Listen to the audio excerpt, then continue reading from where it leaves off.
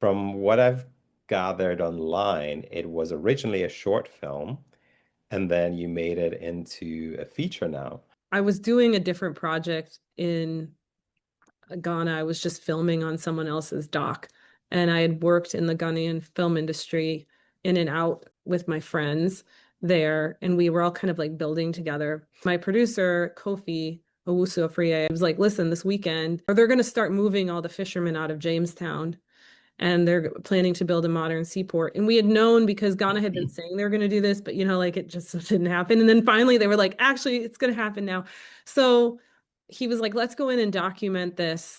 I am not a doc director, and the idea of doing documentary like what you do is anxiety ridden. Like the idea of going in with no story and like figuring it out.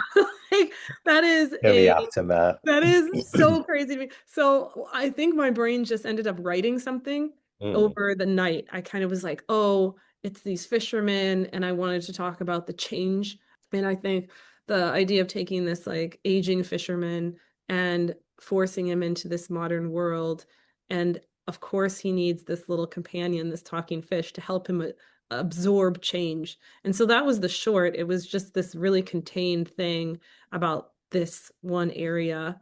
And I started submitting it, and people just festivals like responded to it, and it ended up winning a bunch of festivals and kind of qualifying for the Academy Awards shortlist. And it was crazy. And we didn't plan on any of that, but what we saw was that there was a hunger to mm. see Ghana and connect to this world. And we thought that was just the jumping off place. A lot of people kept asking me what the feature was, but I didn't have it at that time because I just made a contained short that really wasn't meant to be a feature.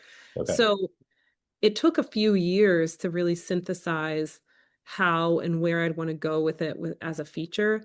I just started working in the studio systems. I started writing for American television. I had a few kids during this time. And then during the writer strike, I lost a lot of work. And Mm. Kofi, the producer, was like, now is a great time to work on that feature. So we submitted it to this lab to kind of give us like deadlines, to start writing. And we got accepted to the lab.